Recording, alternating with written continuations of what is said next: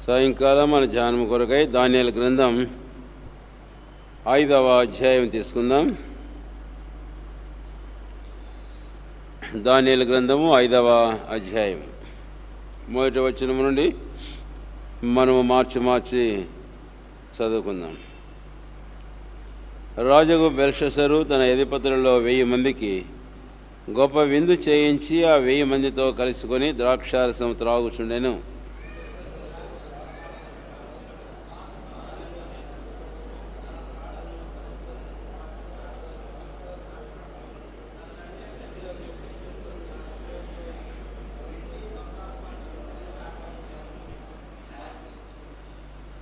అందుకు వారు యెరూషలేములోని దేవుని నివాసము ఆలయములో నుండి తీసుకొన్న సువర్ణోపకరణములను తెచ్చి ఉంచగా రాజును అతని అధిపతులను అతని రాణులను అతని ఉపపత్నులను వాటిలో ద్రాక్షారసం పోసి త్రాగిరి.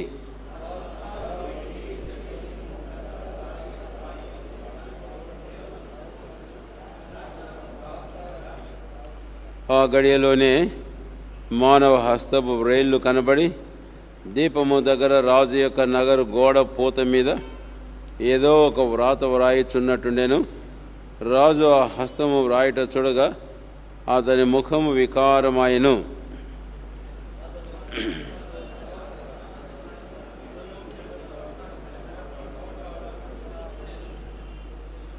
రాజు గారడి విద్య గలవారిని కల్దీయులను జ్యోతిష్యులను పిలువనప్పుడని ఆతురముగా ఆజ్ఞయించి బబులోను జ్ఞానులు రాగానే ఇట్లనెను, ఈ వ్రాతను చదివి దాని భావమును నాకు తెలియజెప్పువాడెవడో వాడు ఊదారంగు వస్త్రము కట్టుకొని తన మెడను సువర్ణమయమైన కంఠభూషణము ధరింపబడినవాడై రాజ్యములో 3వ అధిపతిగా ఏలును.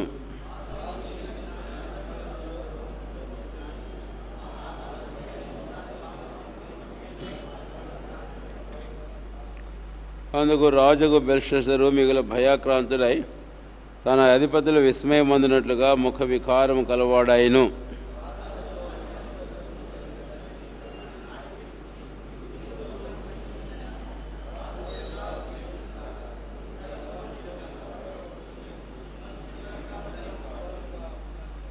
నీ రాజ్యములో ఒక మనుషుడున్నాడు, అతడు పరిశుద్ధ దేవతల ఆత్మ గలవాడు.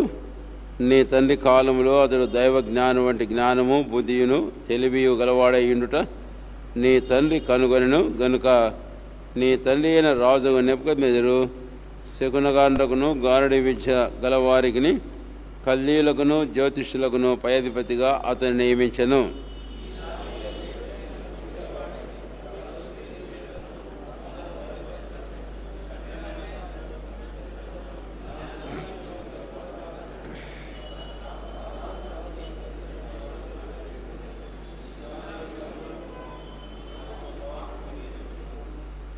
అప్పుడు వారు దానియేలును పిలువనంపించిరి. అతడు రాగా రాజు ఇట్లనెను, రాజుకు నా తండ్రి యూదయలో నుండి ఇక్కడికి తీసుకొని వచ్చిన చెర సంబంధమగు యూదుల్లో నుండి దానియేలు నీవే కదా?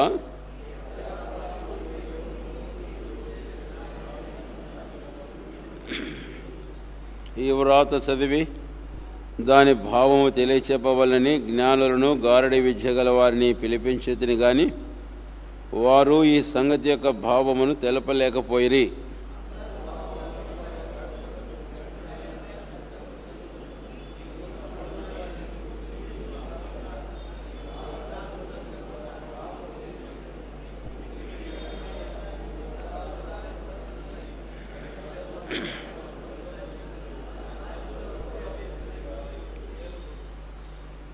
అందుకు దానియేలు ఇట్లనెను, నీ దానములు నీ యొద్ద నుంచుకొనుము, నీ బహుమానములు మరి ఎవరికైనా నిమ్ము.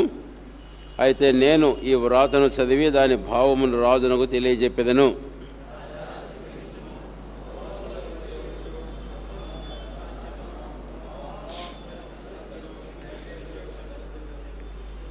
దేవుడు అతనికి మహద్దశ ఇచ్చినందున తానెవరిని చంపగోరినో వారిని చంపెను, ఎవరిని రక్షింపగోరినో వారిని రక్షించెను, ఎవరిని హెచ్చింపగోరినో వారిని హెచ్చించెను, ఎవరిని పడవేయగోరినో వారిని పడవేశను.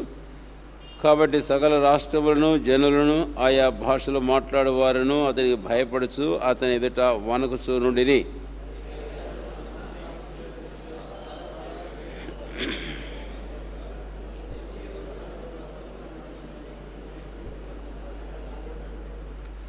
అప్పుడు అతడు మానవుల యొద్ద నుండి తరుమబడి పశువుల వంటి మనసు గలవాడైను. మహోన్నతులకు దేవుడు మానవుల రాజ్యంలో ఏలుచు ఎవరిని స్థాపింపగోరునో వారిని స్థాపించునుడని అతడు తెలుసుకున్న వరకు అతడు అడవి గాడిదల మధ్య నివసించుచు పశువుల వలె గడ్డి మేయిచు ఆకాశం మంచు చేత తడిసిన శరీరము గలవాడైను.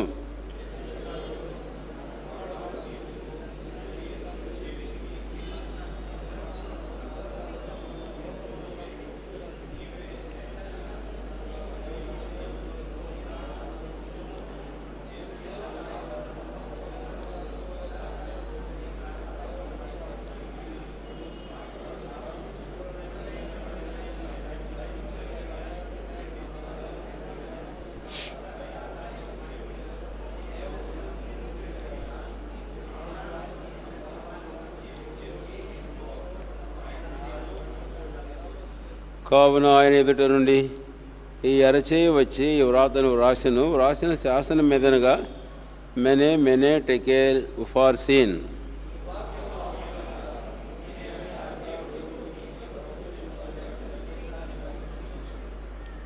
టెకేల్ అనగా ఆయన నిన్ను త్రాసులో తోచగా నీవు తక్కువగా కనబడితివి.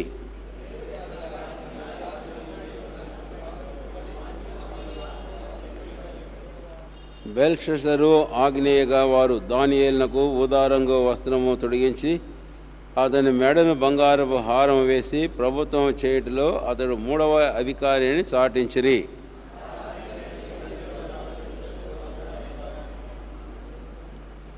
మాదీయుడకు దర్యావేషు 62 సంవత్సరముల వాడై సింహాసనమునెక్కెను.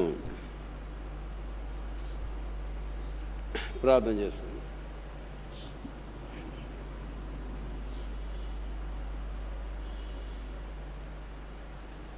ప్రియమైన తండ్రి, ఈ దివ్యమైన పరిశుద్ధ గ్రంథం బైబిల్ మీరు మాకు ఇచ్చారు.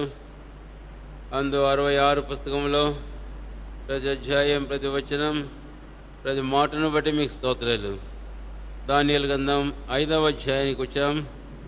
ఈ రోజున మేమందరము కలిసి ఈ అధ్యాయం చదువుకోవడంలో సహాయపడితే మీకు స్తోత్రాలు చెల్లిస్తున్నాం. ఈ దానియేలు గ్రంథం యొక్క మొదటి పెద్ద భాగమైన చరిత్ర భాగంలో మేము ఇంకా ఉండగా ఈ సాయంకాలం ముందు ఈ అధ్యాయంలో నుంచి మా కొరకై మీరు ఏముంచారో దాచి మాకు వాటిని దయచేయము. వాటి ద్వారా మేము మేలు పొంద మాకు అనుగ్రహించమని మీకు ప్రార్థన చేస్తున్నాం. దేవా, మీ వాక్యమును మీ ఆత్మ ద్వారా మాకు ఉపదేశించము, విశదపరచము, బోధించము, గ్రహింపచేయము. మా జీవితాల్లో మీ వాక్యాన్ని, మీ తలంపులను మేము స్వీకరించి మా జీవితాలకు అన్వయించుకొని మేము మేలు పొంద మీరే సహాయపడండి. మీ దయలాస్తాలకే మూలు సమర్పించుకుంటూ యేసు ప్రభువు వారి నామమును స్తుతించి ప్రార్థించి వేడుకొనుచున్నాము తండ్రి, ఆమేన్.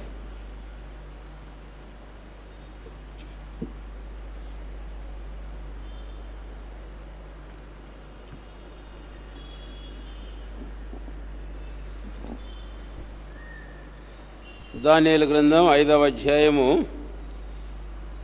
రాజగు బెల్షస్సరు అనే మాటతోని అధ్యాయం ప్రారంభం కావడము మనం చూస్తాం. ఇక్కడే మనకు అర్థమవుతుంది నెబుకద్నెజరు తర్వాత బెల్షస్సరు పేరు వినపడడం మనం చూస్తే నెబుకద్నెజరు రాజుగా ఏలుబడి చేయడం అనేది ముగిసిపోయింది అన్న విషయం మనకు తేటగా అర్థమవుతుంది అని. సరే, అయిన తర్వాత అని మనం అనుభవము, కానీ ఈ అధ్యాయం రాజుకు బెల్షస్సరుతో ప్రారంభం కావడంతో వెంటనే నెబుకద్నెజరు తర్వాత రాజైన బెల్షస్సరు రాజ్యానికి వచ్చాడని మనం అనుకోవడానికి ఏమాత్రం వీలు లేదు అని. ఎందుకు అంటే దేవుని వాక్యంలో 2వ రాజుల గ్రంథం చివరి అధ్యాయానికి మనం వస్తే రండి. 2వ రాజుల గ్రంథం 25వ అధ్యాయము 27 నుంచి 30వ వచనం వరకు మనం చూస్తాం. అయితే 27వ వచనం, యూదా రాజైన యెహోయాకీను చెరలో ఉంచబడిన 37వ సంవత్సరమున 12వ నెల 27వ దినమున బబులోను రాజైన ఎవీల్ మెరోదకు తాను ఏలన ఆరంభించిన సంవత్సరమందు బందీ గృహంలో నుండి యూదా రాజైన యెహోయాకీమును తెప్పించి, ఇక్కడ యెహోయాకీను చెరలో ఉంచబడింది నెబుకద్నెజరు కాలంలో.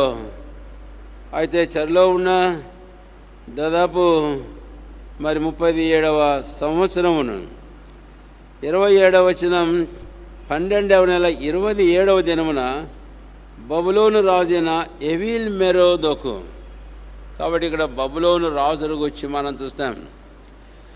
అంటే యూదులను చెరగా తీసుకొని పోయి ఈ రాజును చెరగా తీసుకొని పోయిన నెబుకద్నెజరు శకం పూర్తయ్యాక ఎవీల్ మెరోదకు అంటే నెబుకద్నెజరు యొక్క కుమారుడు తాను రాజ్యం చేయ ఆరంభించాడని ఇక్కడ మనకు అర్థమవుతుంది అని.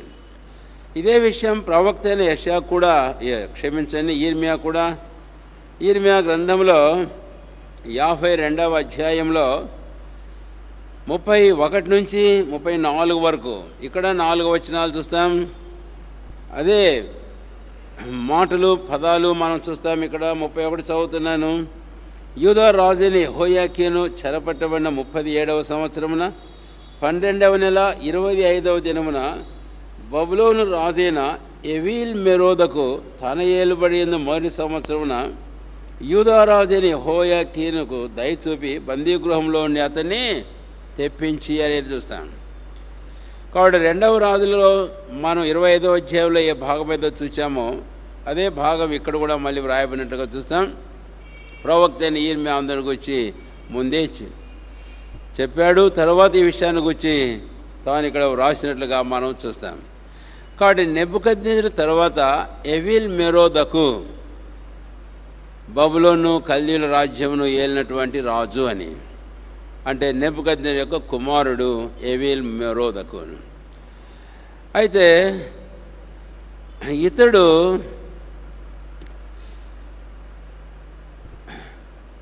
చనిపోయిన తర్వాత ఇతని తర్వాత మరొకరు రాజ్యానికి రావడం మనం చూస్తాం.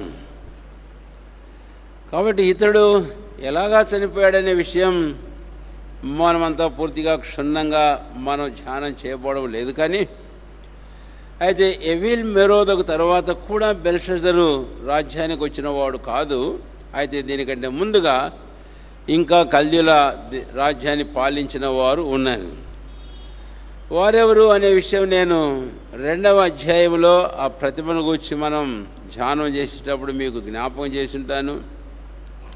ఆ ప్రతిమ బొమ్మ వేసి దాన్ని తర్వాత ఎవరు రాజులు ఏలారు, ఏం చేశారు, ఎంతకాలం అనే విషయం మరి మీ దగ్గర ఉండాలి. అయితే ఇప్పుడు నెబుకద్నెజరు అల్లుడు ఎవీల్ మెరోదకు బావమర్ది నెరిగ్లిసర్ అతను ఏం చేశాడనంటే కుట్ర పన్ని తన బావను చంపడం జరిగింది. అంటే ఎవీల్ మెరోదకును తాను చంపబడిన తర్వాత ఇతను రాజ్యానికి వచ్చాడు. కొంతకాలము రాజ్యం ఏలినట్లుగా మనం చూస్తాం. చరిత్ర మనకు తెలియపరచడం మనం చూస్తాం. అయితే ఈ ఎవీల్ మెరోదకు తర్వాత నెరిగ్లిసర్ అనే ఈ వ్యక్తి ఏలుబడి చేస్తున్నప్పుడు తాను ఒక యుద్ధంలో 3-4 సంవత్సరాలు ఏలుబడి చేసే తర్వాత ఒక యుద్ధంలో తాను చనిపోయాడు. చనిపోయినప్పుడు తనకు బదులుగా మరొకడు అంటే నబోనీదాస్ అనేటటువంటి వ్యక్తి ఈ చనిపోయిన వాడి భార్యను అనగా నెబుకద్నెజరు కూతుర్ని పెళ్ళాడి, అందుకని ఇతనికి నెబుకద్నెజరు యొక్క 2వ అల్లుడు అని మనం చెప్పదగను. నబోనీదాస్ అనే ఇతను రాజ్యానికి రావడం మనం చూస్తాం. అంటే ఇతని కంటే ముందు ఇంకా నేను మిగిలిన విషయాలు చెప్పడం లేదు, కానీ చిన్న పిల్లవాడిని సింహాసనం మీద కూర్చుండబెడితే వాడిని కొట్టి చంపారు కొన్ని నెలలే. అయితే ఆ తర్వాత ఇతను రాజ్యానికి వచ్చి రాజ్యమును ఏలుతూ ఉన్నటువంటి ఆ దినాలు మనం చూస్తాం. ఇతని కాలంలోనే వాస్తవానికి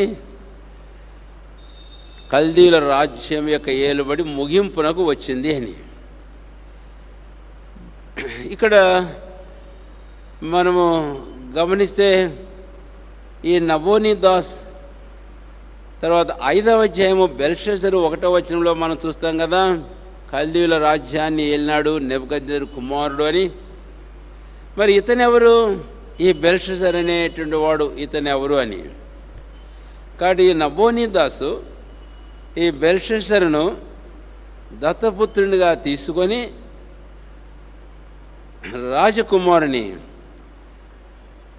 దత్తపుత్రునిగా తీసుకోవడం ద్వారా తాను రాజ్యం చేయడానికి ఉన్న అవకాశం ఏర్పడింది.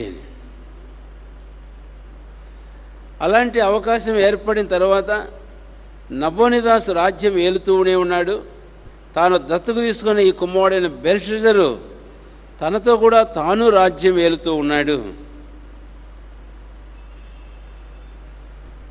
అందుకని బెల్షస్సరు చెప్పిన ఒక మాట మనం జ్ఞాపకం చేసుకుంటే, కల్దీయుల రాజ్యమును ఆ దినాల్లో ఏలుబడి చేస్తున్నవాడు ఒక్కడు కాదు, 2 ఏలుబడి చేస్తున్నారు. రండి దయచేసి మనం చదివిన భాగంలోనే చూస్తాం. దానియేలు గ్రంథం బెల్షస్సరు దానియేలుతో అన్నటువంటి మాట, తర్వాత దానికంటే ముందు శకునగాండ్రతో అన్న మాట. 7వ వచనం చివరి భాగం, రాజ్యంలో 3వ అధిపతిగా ఏలును. మరలా 16వ వచనం చివరి భాగం దానియేలుతో అంటాడు, రాజ్యంలో 3వ అధిపతివిగా ఏలుదువు. 3వ అధిపతి అంటే అర్థం ఏంటి? అటు ఒకడు ఉన్నాడు, ఇప్పుడు వీడు 2వ వాడు. అయితే ఈ కలభావాన్ని, ఆ కల కాదు, ఈ రాత భావం చదివి రాత భావాన్ని ఎవడైతే చెప్తాడో వాడు 3వ అధిపతి అవుతాడు అన్నాడు.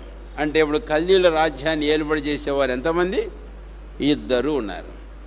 కాబట్టి నబోనీదాస్, ఆ తర్వాత తాను దత్తుకు తీసుకొని పెంచుకున్న రాజకుమారుడు బెల్షస్సరు అని. తర్వాత దానియేలును 3వ అధిపతిగా ప్రకటన చేశారు, కానీ అంతటితో రాజ్యం సమాప్తమైంది. ఈ మాటల ద్వారా మనకు అర్థమవుతుంది, ఒకటి నెబుకద్నెజరు, ఆ తర్వాత ఎవీల్ మెరోదకు, ఆ తర్వాత తన బావమరిది నెరిగ్లెస్సరు తాను యుద్ధంలో చనిపోతే, ఆ తర్వాత తనకు బదులుగా తన భార్యను విధవరాలిని అనగా నెబుకద్నెజరు కూతుర్ని నబోనీదాసు పెళ్లి చేసుకున్నాడు.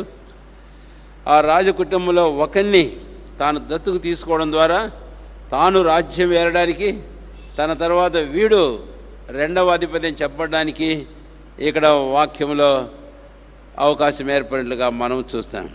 కాబట్టి బెల్షస్సరు ఎవరు అనే విషయం ఇక్కడ మనం కొంత మేరకు అర్థం చేసుకోవడానికి ఈ అవకాశం మనకు దొరికింది.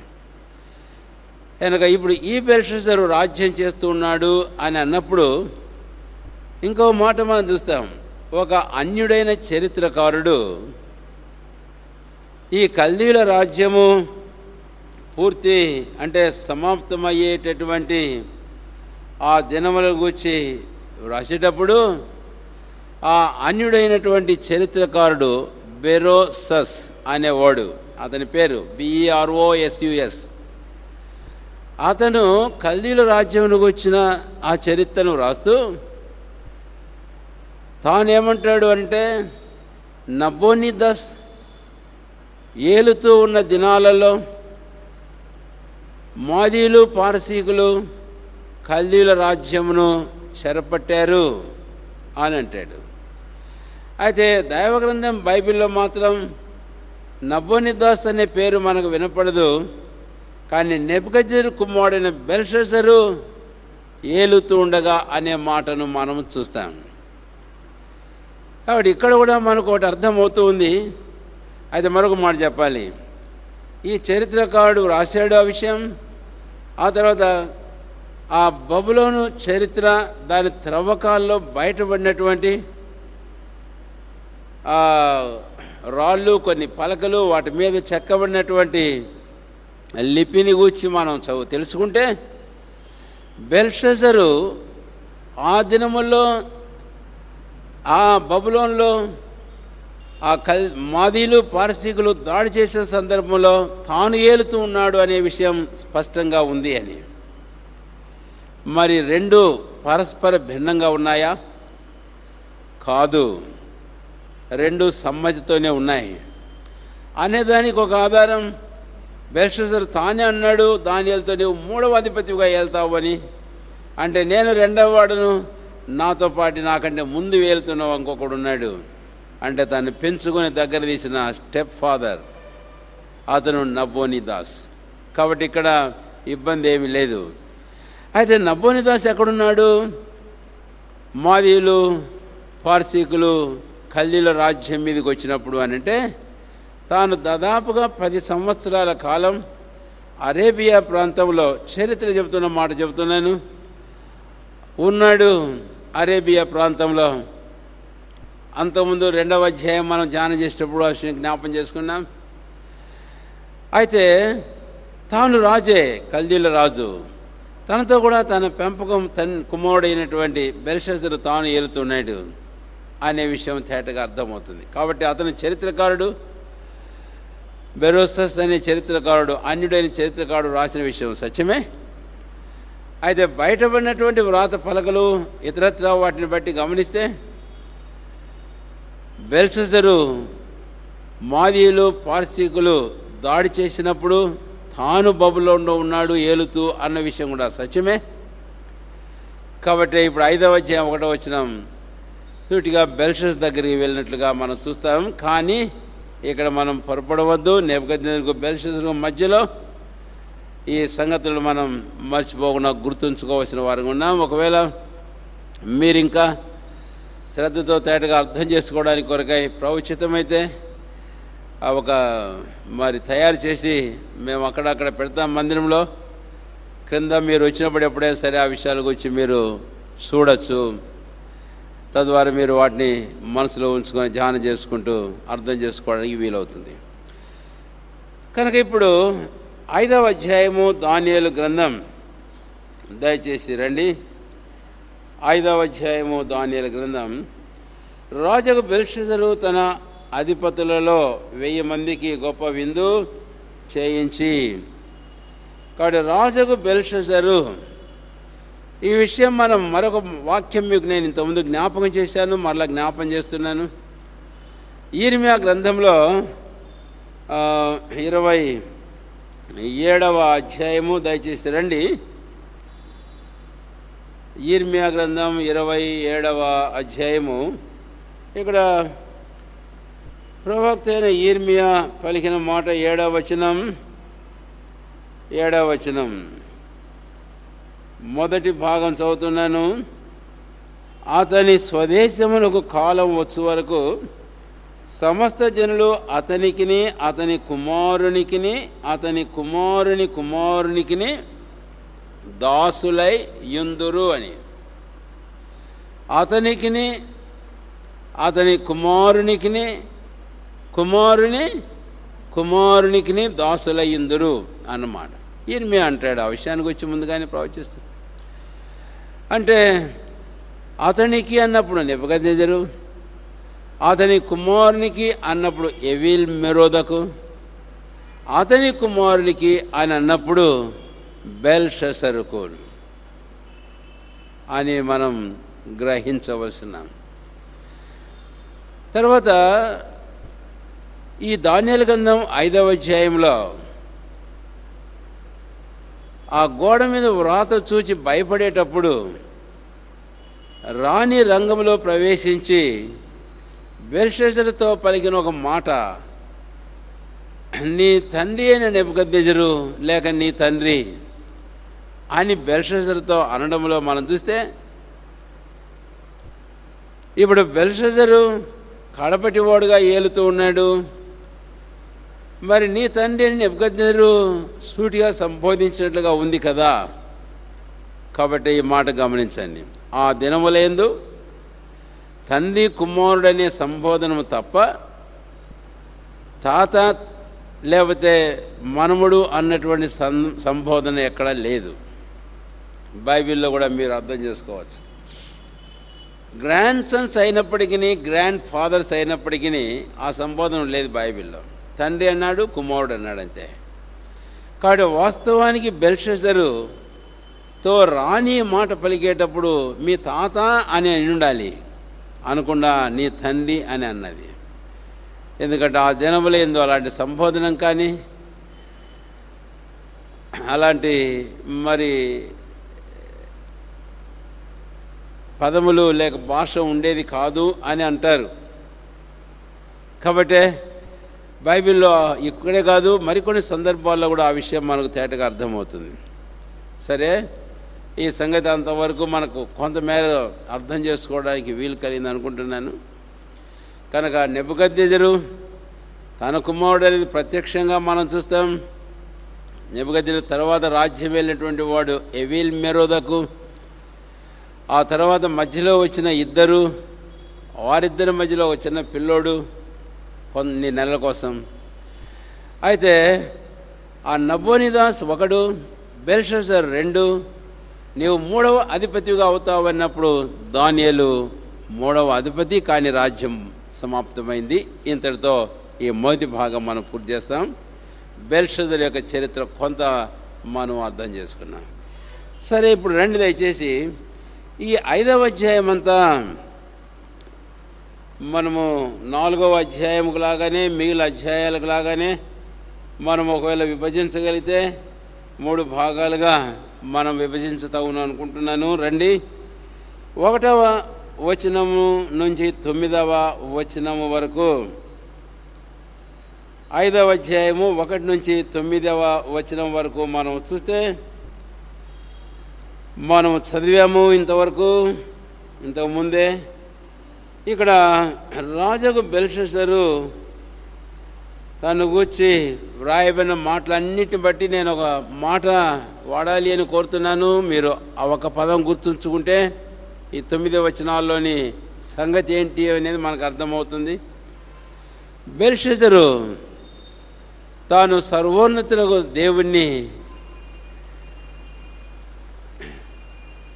తిరస్కరించడం అనేది ఈ భాగంలో మనకు తేటగా అర్థమవుతూ ఉంది అని. బెల్షస్సర్ అని మాత్రమే కాదు, ఈ బెల్షస్సర్ నందు ప్రతి మానవుని మనం చూస్తాం. అందుకనే ఈ భాగంలో ఇలాగా బెల్షస్సరు తన తోటి అధిపతులు, రాణులు, ఉపపతులు అందరూ కూడా ఏకీభవించి ఆ సర్వోన్నతులకు దేవుణ్ణి చాలా తగ్గించి నీచంగా ఎంచి తిరస్కరించినటువంటి సంగతి మాటల్లో మనకు తేటగా అర్థమవుతుంది అని. అందుకనే ఇక్కడ ఇలాగ వాడదాం, మానవుని తిరస్కారం అంటే మానవుడు దేవుని తిరస్కరించుట ఆయన అన్నప్పుడు ఆ మొదటి భాగంలో. ఆ తర్వాత మనం గమనిస్తే 9వ వచనం, అక్కడే కదా మనం మొదటి భాగం ముగిస్తున్నాము.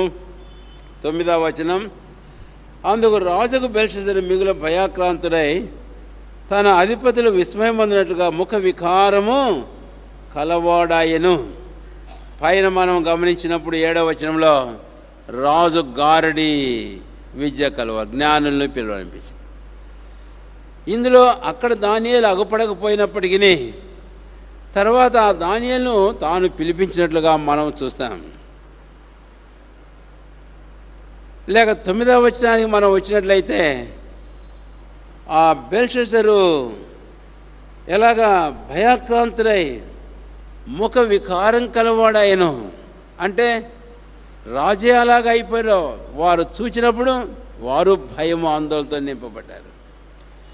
ఇప్పుడు దేవుని వైపుగా మరొక మాట నేను మీకు జ్ఞాపం చేయాలి. ఏంటి అనంటే హ్యూమన్ డెఫియన్సీ, మానవుడు తిరస్కరించుట దేవుణ్ణి, అయితే దేవుడు దాన్ని అవకాశముగా తీసుకోవటం. ఎలాగా దేవుడు అవకాశంగా తీసుకున్నాడు అనే విషయాన్ని మనం వస్తే, గారడి విద్య కలవారందరూ తర్వాత దానియేలు కూడా పిలువబడడం అనేది మనం చూస్తాం. నిజముగానే ఇలాంటి సందర్భాల్లో దేవుడు తన కార్యం జరిగించేదానికి తన అవకాశం తీసుకున్న సందర్భాలు ఇంతకుముందే మనం విన్నాం. 4వ అధ్యాయంలో నెబుకద్నెజరు వచ్చే సందర్భంలో మనం చూసేటప్పుడు దానియేలు గురించి నెబుకద్నెజరుకు సంబంధించి ఒక మాట వాడాం. He was a great gift to Nebuchadnezzar. Daniel was a great gift given by God to Nebuchadnezzar. ఎందుకని అన్నామో మాట అంటే, తన కష్టకాలంలో పరిస్థితుల్లో ఏమీ తోచిన అయోమయమైన పరిస్థితుల్లో God intervene by raising or sending this man Daniel. అంటే దేవుడు జోక్యం చేసుకోవడానికి అవకాశం వచ్చింది దానియేలు పంపడం ద్వారా అనే విషయం. కాబట్టి ఈ 5వ అధ్యాయంలో ఆ నెబుకద్నెజరు కుమారుడైన బెల్షస్సరు విషయంలో కూడా అదే మనం చూస్తాం. కాబట్టి మానవుడు దేవుని తిరస్కరించుట, దేవుడు దాన్ని అవకాశంగా తీసుకోవటం అనేది. కనుక మానవ తిరస్కారం దేవునికి ఏమి తిరస్కారంగా కాదు, అయితే దేవుడు దాన్ని అవకాశంగా తీసుకుంటాడు. ఒక సందర్భం జ్ఞాపం చేస్తాను. 1వ సమూయేలు గ్రంథం 8వ అధ్యాయం. అక్కడ ఇశ్రాయేలు సమూయేలు దగ్గర పోగాయి, సకల జనుల మర్యాద చొప్పున మాకు కూడా ఒక రాజును ఏర్పాటు చేయమని అడిగినప్పుడు సమూయేలు చాలా బాధపడ్డాడు. నీ కుమారులు నీ వంటి వారు కారు అని అనడం కూడా సమూయేలుకు చాలా బాధ కలిగించినట్లుగా మనం చూస్తాం. అయితే అప్పుడు దేవుడు జోక్యం చేసుకుని ఒక మాట అన్నాడు, నువ్వెందుకు బాధపడతావు, నిన్ను కాదు వారు నన్నే తృణీకరించారు. కాబట్టి అక్కడ కూడా మనం చూస్తాం, even the very people who are of God themselves, they also defied God. వాళ్ళు కూడా దేవుని తిరస్కరించారు. అలాంటి సందర్భాల్లో దేవుడు తాను తన కార్యము, తన ప్రణాళిక కొరకైన అవకాశం తాను తీసుకున్నట్లుగా మనం చూస్తాం. తర్వాత రాజుల కాలం ఆరంభమవుతుంది అనే విషయం. ఇలాంటి సందర్భాలు అనేకములు బైబిల్లో మనం చూడగలుగుతాం.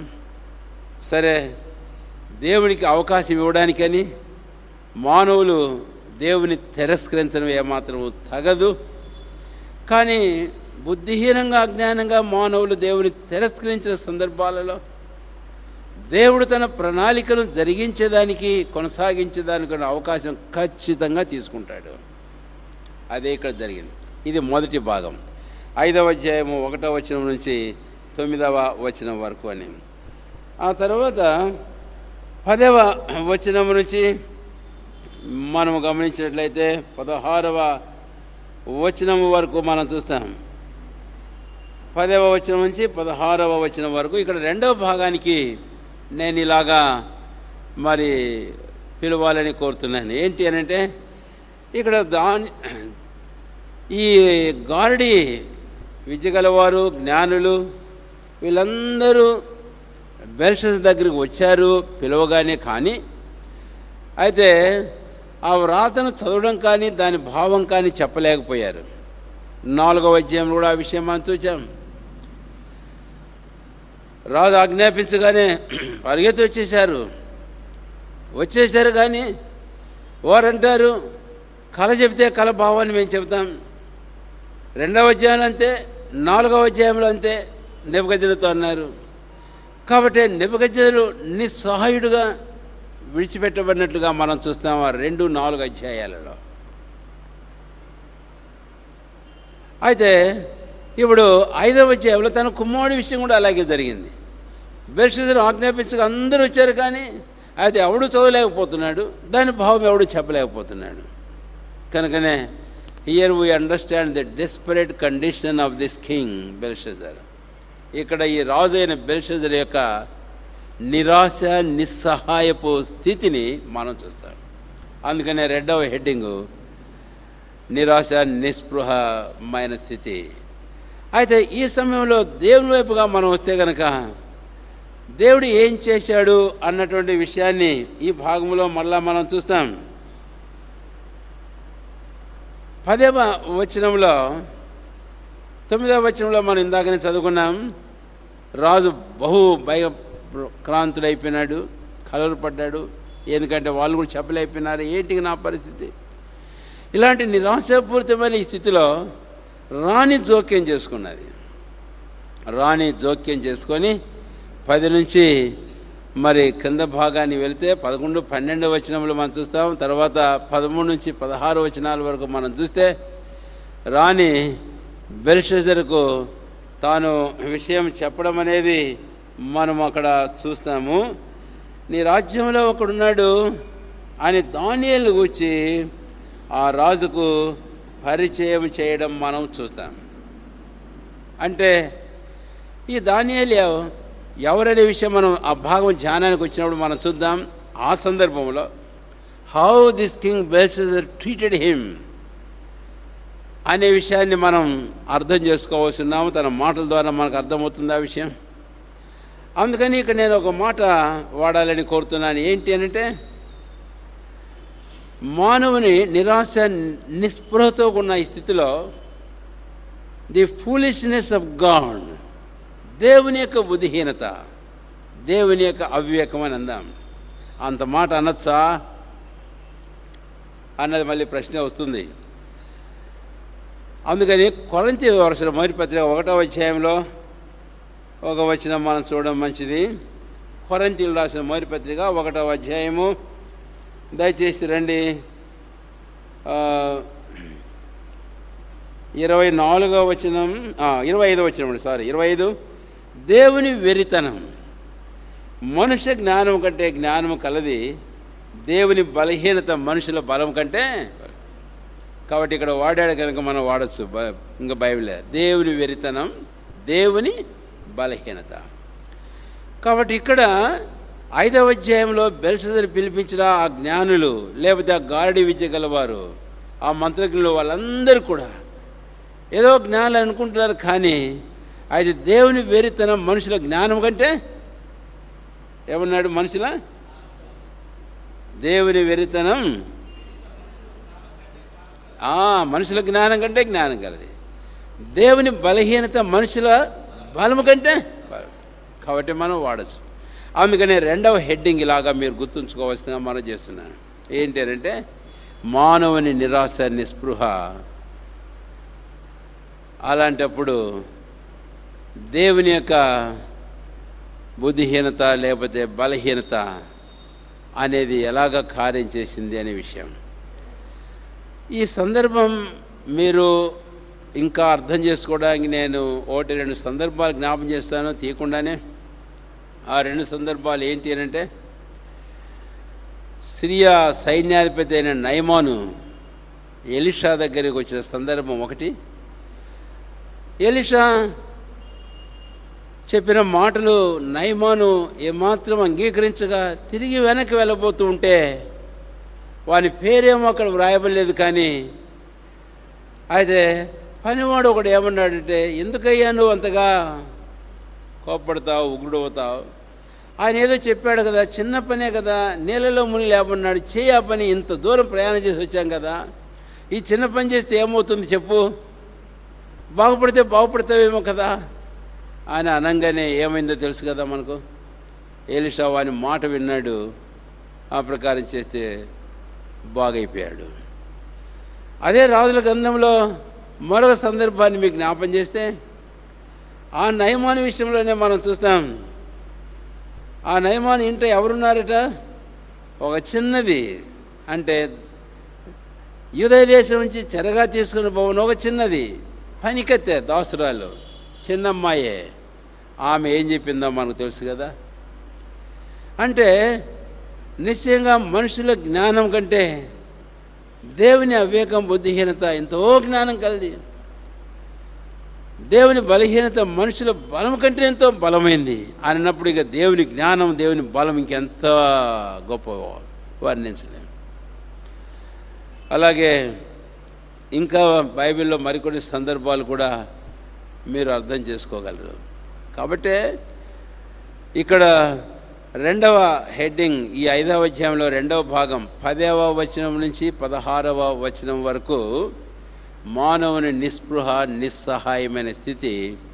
అయితే అలాంటి పరిస్థితిలో దేవుని బుద్ధిహీనతే లేక అవివేకమే, బలహీనతే ఎంత గొప్ప కార్యం చేయగలదు అన్న విషయాన్ని అక్కడ మనం చూస్తాం. తర్వాత మూడవ భాగానికి వద్దాం. మూడవ భాగం దయచేసి గమనించండి.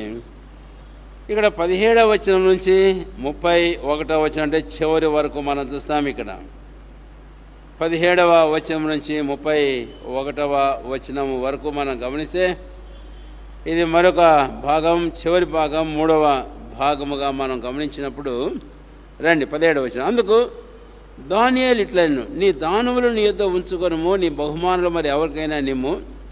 అయితే నేను నీ వ్రాతను చదివి దాని భావమును రాజునకు తెలియ చెప్పేదను అని. 22, 23 వచనాలు చదువుతున్నాను, అంతా చదవను కొంచెమే.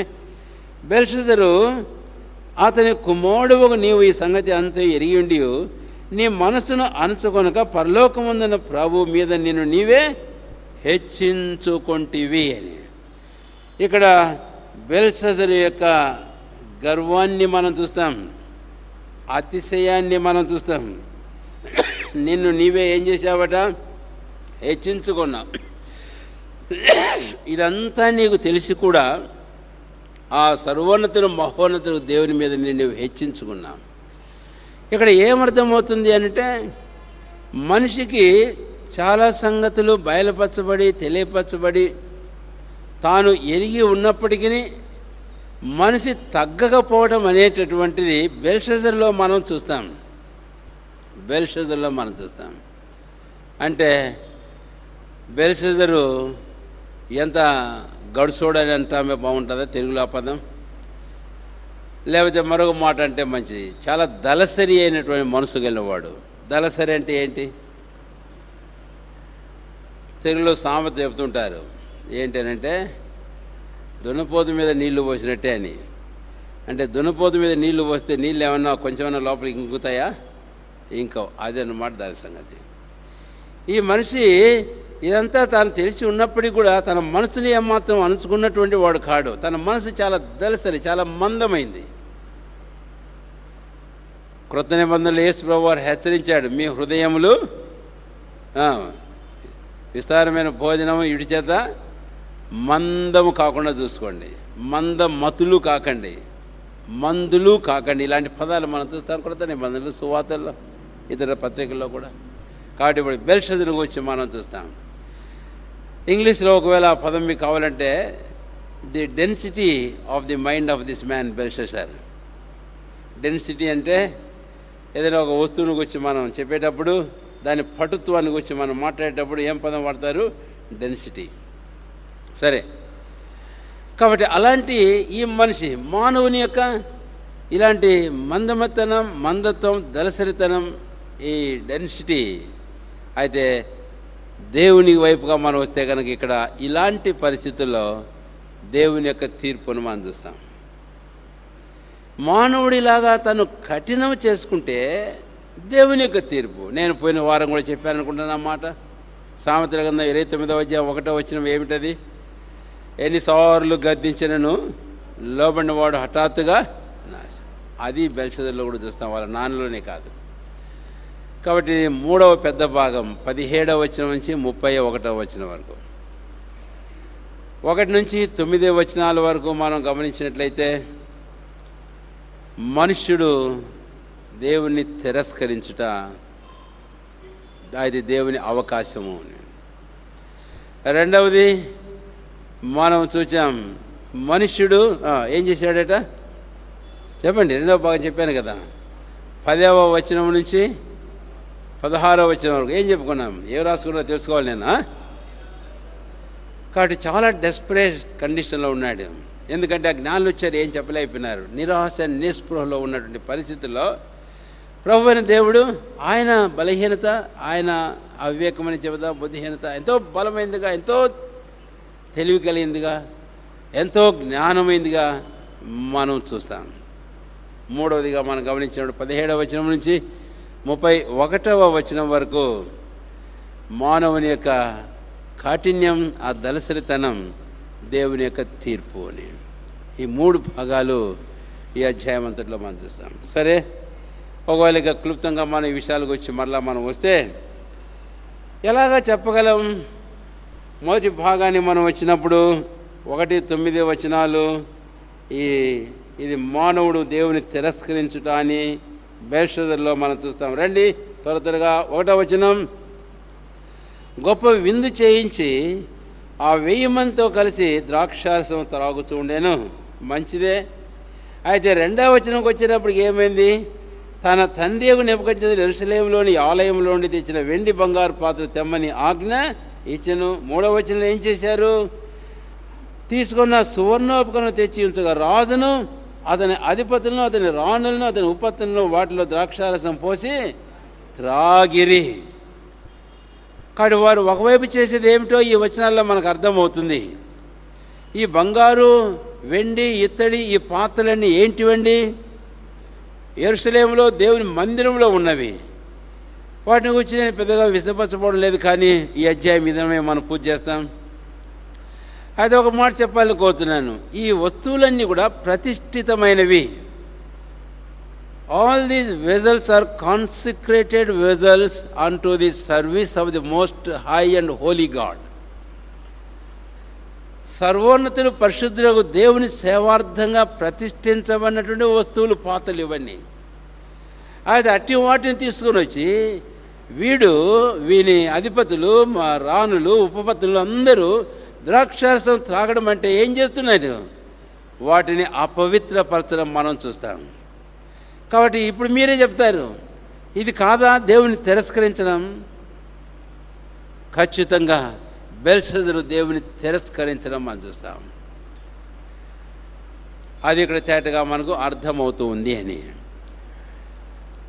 ఇక్కడ మరొక మాట కూడా నేను జ్ఞాపం చేయాలని కోరుతున్నాను. ఆ క్రింద వచనాన్ని మనం వస్తే 4వ వచనం.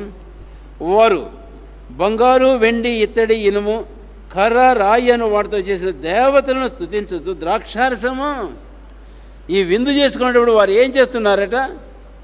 దేవతలను స్తుతిస్తున్నారు. ఏ దేవతలు? నెబుకద్నెజరుకు 2వ అధ్యాయంలో ఆ బ్రహ్మాండమైన ప్రతిమలో మనం చూస్తాం. వెండి, ఆ బంగారు, వెండి, ఇత్తడి, ఇనుము, రాయి, కర్ర కనపడదు కానీ రాయి, మన్ను కనపడుతుంది మనం చూస్తాం. ఇదంతా అన్య దేవతలు మనకు చూపిస్తుంది. 3వ అధ్యాయంలో నెబుకద్నెజరు నా దేవత అని అన్నాడు, బ్రహ్మాండమైన ప్రతిమ నిలబెట్టేసేసి.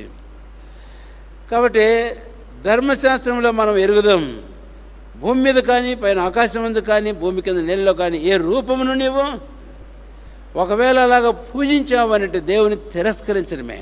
ఒకే ఒక పరమాత్మ దేవుణ్ణి. రోమపత్రికలో మనం ఎరుగుదాం 1వ అధ్యాయంలో దేవుడు తెలియపరచబడుతున్నాడు. తేటగా సృష్టించబడిన వస్తువులు ఆలోచించడం వలన ఆ దేవునిగా వారు మహిమపరచాలి. అది ఎరియుండి కూడా వారు ఏం చేయలేదట. అలాగో చేయకుండా వారి చేతులతో కల్పించుకున్నటువంటి క్షయమైపోయే పురుగులు, పక్షులు, లేకపోతే ఇలాంటి జంతువుల యొక్క మనుషులకు ప్రతిమా స్వరూపంగా మార్చి వాటిని మొక్కడం, అదెంతో అవాచ్యమైనటువంటి దేవుని దృష్టికి. It is nothing but defying the only living God.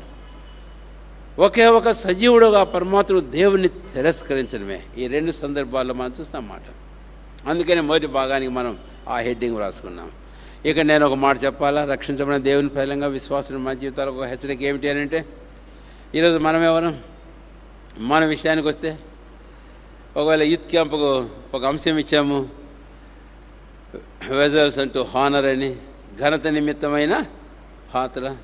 ప్రార్థన చేస్తున్నాం, మనం సిద్ధపడుతున్నాం 16వ తారీఖు నుంచి యూత్ క్యాంప్ కొరకై.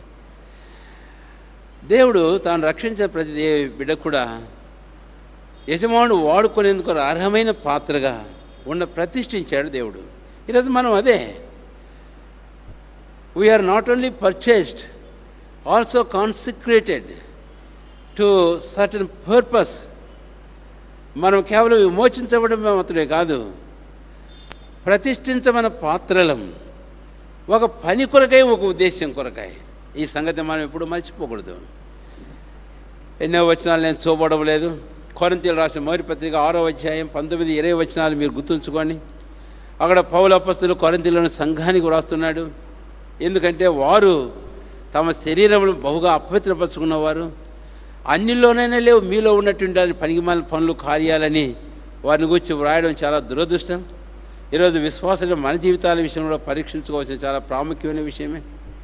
ఆ సందర్భంలో వ్రాస్తుంటాడు 6వ అధ్యాయం 19వ వచనంలో, మీ దేహములు దేవుని వల్ల మీకు అనుగ్రహించబడి మీలోని దేవుని ఆత్మకు ఆలయమైన అని మీరు ఎరగరా? మీరు మీ సొత్తు కారు, మీరు విలువబెట్టి కొనబడినవారు, మీ దేహములతో దేవుణ్ణి మహిమపరచుడి అన్నాడు. ఎంత స్పష్టంగా అన్నాడు అన్నమాట. కాబట్టి మనం అర్థం చేసుకుందాం. ఒకవేళ అలాగా మనం చేయకపోతే we are also not consecrating but disconsecrating our bodies. These vessels of God are misusing our bodies vessels of God. దేవుని పాత్రలైన మన దేహములను, మన జీవితాలను అపవిత్రపరుస్తున్నాం. దానికి జవాబు చెప్పాల్సిన వారు ఉన్నాం. నాడేదో బెల్షస్సర్ చేశాడేది కాదు, నేడు మనం ఏంటి? మరొక మాట చెప్తే, అసలు అవి దేవునికి ఆయన సేవకులై ప్రతిష్ఠించమన్నవి. అయితే వీటిని మరొక దానికి నువ్వు వాడితే, యెహోషువ గ్రంథం మనం ధ్యానం చేసిన ఆదివారాలు తలస్తూ వచ్చాం. అసలు ఐడోలేటరీ అంటే ఏంటి? విగ్రహారాధన అంటే ఏమిటి? జీవముల దేవునిగా ఆరాధించకపోవడమే, దాని స్థానంలో మరొక దాన్ని ఆరాధించి బ్రొక్కడమే విగ్రహారాధన.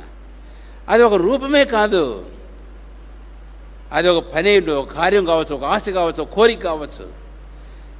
మన జీవితాల్లో దేవుడు ఉండవలసిన ఆ స్థానంలో దీన్ని పెట్టినాం. Replacing with something else in the place of God. దేవుని స్థానంలో ఇంకో దేన్నో తీసుకొచ్చి దాన్ని పెట్టడం అనేది విగ్రహారాధన. కాబట్టి ఇక నేను ఒక మాట వాడుతున్నాను.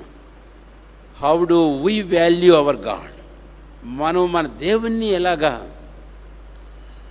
విలువైన వానిగా ఎంచుతున్నాం, ప్రశస్తమైన వానిగా?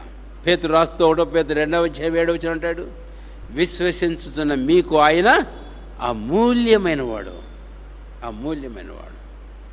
ఇది మన జీవితాల్లో వాస్తవమేనా అని? లేకపోతే మనం కూడా బెల్షస్సరు, అధిపతులు, రాణులు, ఉపతుల గుంపులో మనం చేరిన వారు మోతాం. కాబట్టి అది చాలా ఘోరమైన పరిస్థితికి దారితీస్తుంది అని. కాబట్టి హెచ్చరిక పొంది మన జీవితాలు సరి చేసుకుని యోగ్యంగా ముందుకు సాగుదాం. దయచేసి ఇలాంటి పరిస్థితుల్లో 2వ భాగాన్ని మనం వెళ్దాం. 2వ భాగంలో 5వ అధ్యాయము 10వ వచనం నుంచి 16వ వచనం వరకు అని మనము చెప్పుకున్నాం కదా. ఈ భాగానికి మనం పెట్టిన శీర్షిక ఏంటి అని అంటే, మానవుని నిరాశ, నిస్పృహ, అలాంటప్పుడు దేవుని ఫూలిష్నెస్, ఆయన బలహీనత ఎలాగా కార్యం చేసింది అనే విషయానికి మనం ఇక్కడ రావాలి. ఇప్పుడు ఈ భాగంలో నేను మీకు ఇందాకనే జ్ఞాపం చేశాను, దానియేలును ఎలాగా ఈ బెల్షస్సర్ ట్రీట్ చేశాడనే విషయం.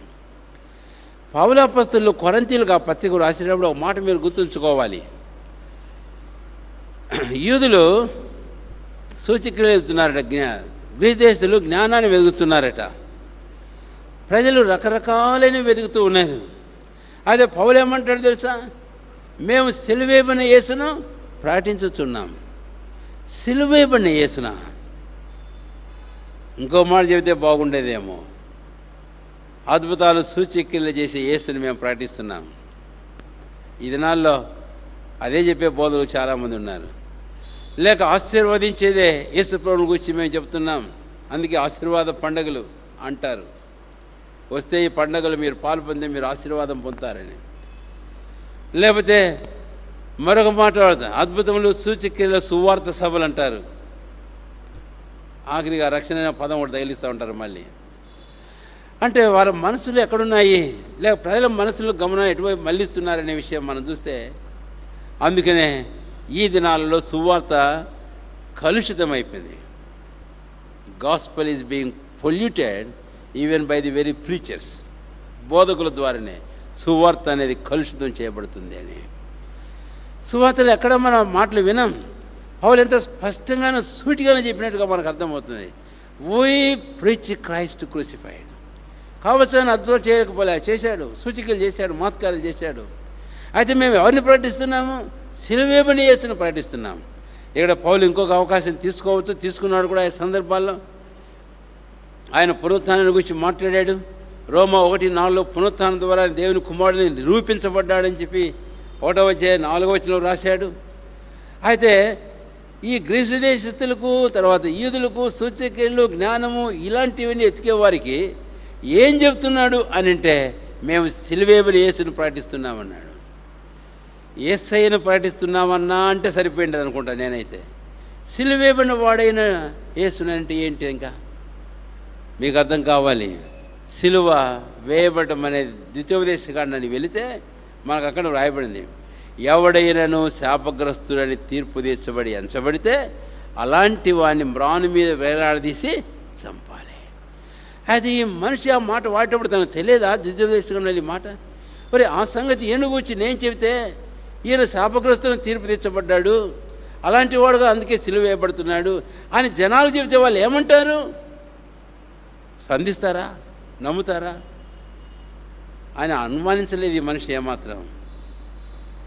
ఎందుకు అనంటే అక్కడ మనం చదివాం 1 కొరింథీ 1వ అధ్యాయం ఇందాక 25వ వచనం, 25 మనం చదవండి దయచేసి ఒకసారి. ఆ పదం మళ్ళీ మర్చిపోతున్నాను నేను.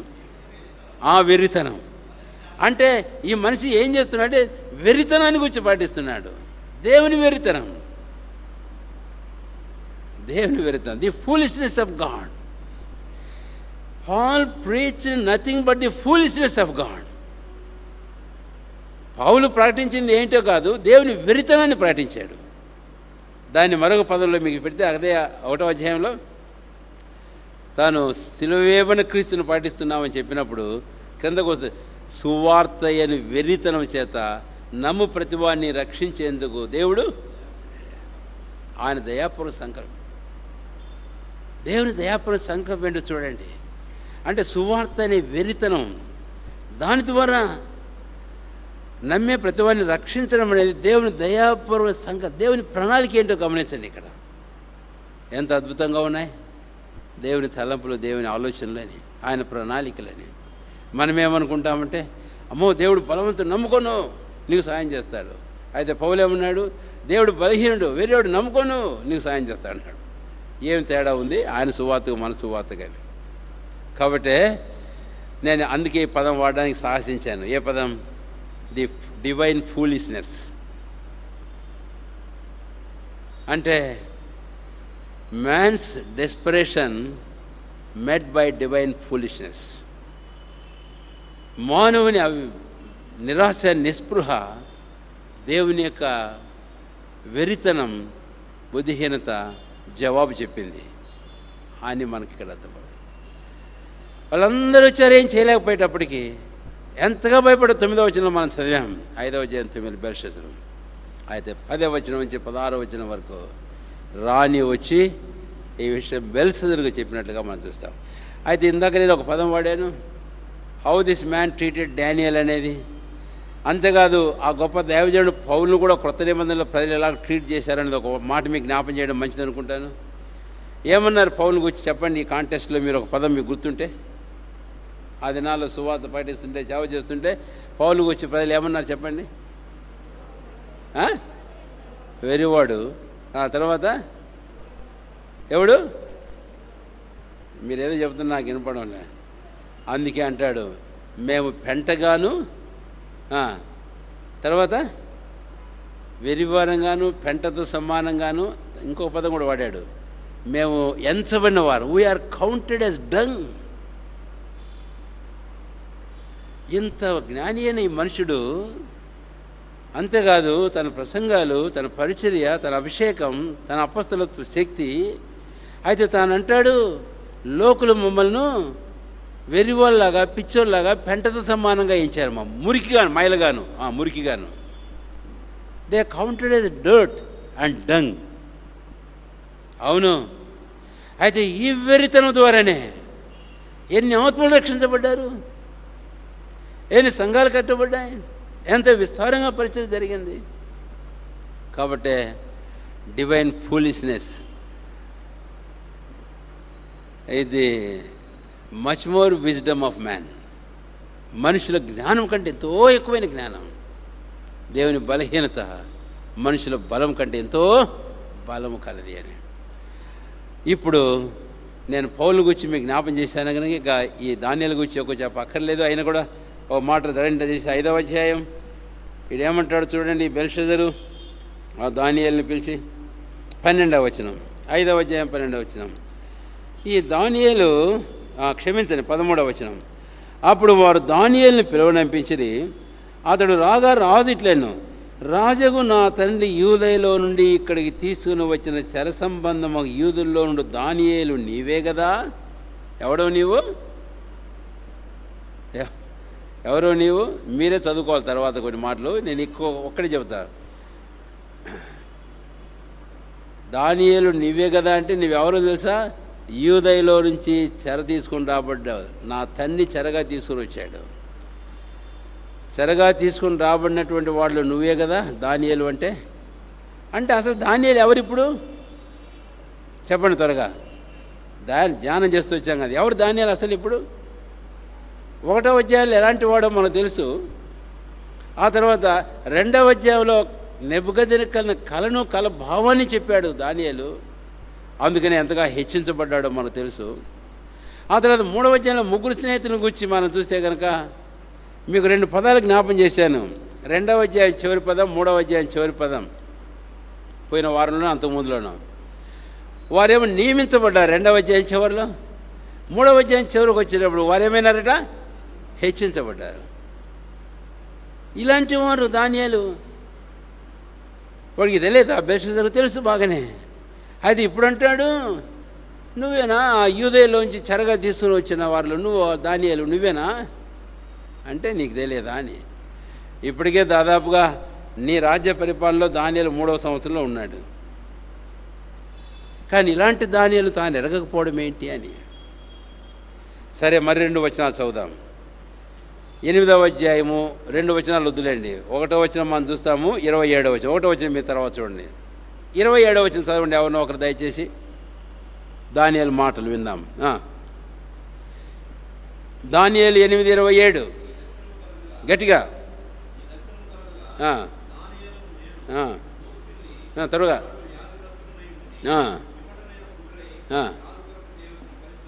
రాజు కొరకు చేయవలసిన పనిని అసలు ఎవరు దానియేలు? ఇప్పుడు మనం చూస్తే ఈ మాటల్లో రాజు కొరకు చేయాల్సిన పని అంటే మైట్ హ్యావ్ బీన్ డీథ్రోన్డ్ డానియల్. దానియేలు క్రిందకు త్రోసివేయబడినట్లుగా మనకు అర్థమవుతుంది. అసలు రాజంతటి సమానంగా ఉండడానికి హెచ్చించబడిన వ్యక్తి, ప్రధానుల్లో ఒకడు, జ్ఞానుల్లో ముఖ్యుడు దానియేలు సామాన్యుడు గాడు. మనం 2వ అధ్యాయం చూస్తాం, 3వ అధ్యాయం చూస్తాం, ఆ తర్వాత అధ్యాయాలు మనం. అయితే ఇతని కాలానికి వచ్చేటప్పటికి దానియేలు గురించి ఏమంటాడు? దానియేలు తానే చెప్పుకుంటాడు, రాజు పని చేసిన తర్వాత. అంటే ఈ రాజు ఈ దానియేలును ఎలాగా తృణీకరించాడో, నిరాకరించాడో, త్రోసివేశాడో మనకు అర్థం. అంటే డీప్ ప్రమోషన్ మీకు ఇంకా తేటగా అర్థమవుతుంది. అలాంటి స్థితిలోకి వచ్చినట్టుగా అర్థమవుతుంది. కాబట్టి ఎంత తేలిగ్గా మాట్లాడుతున్నాడు అనేది తన మాటల్లో మనం అర్థం చేసుకోవాలి. అందుకనే నేను ఈ పదం వాడాను, the foolishness, divine foolishness, foolishness of God that he's met the desperation of human being. మానవుని యొక్క నిరాశ నిస్పృహను దర్శించింది, సంధించగలిగింది, కలుసుకోగలిగింది. ఏంటి అంటే దేవుని యొక్క వెరితనం. అలాగా కౌంట్ చేయబడినప్పటికీ, ఎంచబడిన వాడు అయినప్పటికీ దానియేలు వచ్చాక ఏం జరిగిందో మనకు తెలుసు. సరే, ఇప్పుడు 17వ వచనం నుంచి 31వ వచనం వరకు మనం. కాబట్టి ఒకవేళ మన జీవితాల్లో ఇలాంటి పరిస్థితులు ఒకవేళ త్రోయబడినప్పుడు, తగ్గించబడినప్పుడు మనమేమి తొందరపడి బాధపడాల్సినంత అవసరమేమి ఉండదు. కానీ ప్రభువైన దేవుడు నిశ్చయంగా తన కార్యం తన సొంత సమయంలో తన చిత్త ప్రకారం ఆయన జరిగిస్తాడు. రండి, 5వ అధ్యాయము దానియేలు గ్రంథం. దానియేలు గ్రంథం 5వ అధ్యాయము 17వ వచనం నుంచి 31వ వచనం వరకు. అయితే ఈ భాగంలో ప్రాముఖ్యమైన భాగం 24 నుంచి లేక 22 నుంచి మీరు గుర్తుంచుకోవాలని కోరుతున్నాను. 24వ వచనం లేక 27వ వచనం వరకు. ఇక్కడ దానియేలు ఆ గోడ మీద వ్రాతను చదివాడు. ఆ తర్వాత వ్రాత భావాన్ని కూడా చెప్పినట్లుగా మనం చూస్తాం. ఈ సందర్భంలో బెల్షస్సరుని గురించి మనం ఒక మాట చెప్పుకున్నాం కదా ఇందాక. ఏమని? మనుష్యుడు తానెంత కఠినైపోయినాడు, మందమతి గలవాడైనాడు, మందుడు అయిపోయినాడు అనే విషయాన్ని గురించి మనం చెప్పుకుంటూ వచ్చాం.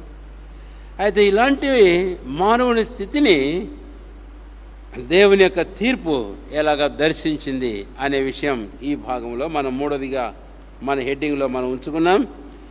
ఇప్పుడు దయచేసి మీరు గమనించండి, 24వ వచనం నుంచి 22వ వచనం నుంచి, బెల్షస్సరు అతని కుమారుడవగు నీవు ఈ సంగతి అంతా ఎరిగిండి నీ మనసును అంచుకొనక పరలోకమందున ప్రభు మీద నిన్ను నీవే హెచ్చించుకుంటేవి. చివరి భాగం, నీ ప్రాణమును నీ సకల మార్గములను ఏ దేవుని వశమున ఉన్నావో ఆయనను నీవు ఘనపరచలేదు, అందుకని ఈ వ్రాత వచ్చింది అన్నాడు. అందుకని ఈ వ్రాత వచ్చింది. ఆ పై మాటల్లో ఆ బెల్షస్సరు యొక్క మనసు ఎలాంటి కఠినమైనదిగా ఉందో అనేది మీకు జ్ఞాపం చేస్తున్నాను. ఆ తర్వాత క్రింద మాటల్లో అలాంటి మానవుని పట్ల దేవుని యొక్క తీర్పు ఏంటో మీకు జ్ఞాపం చేస్తున్నాను.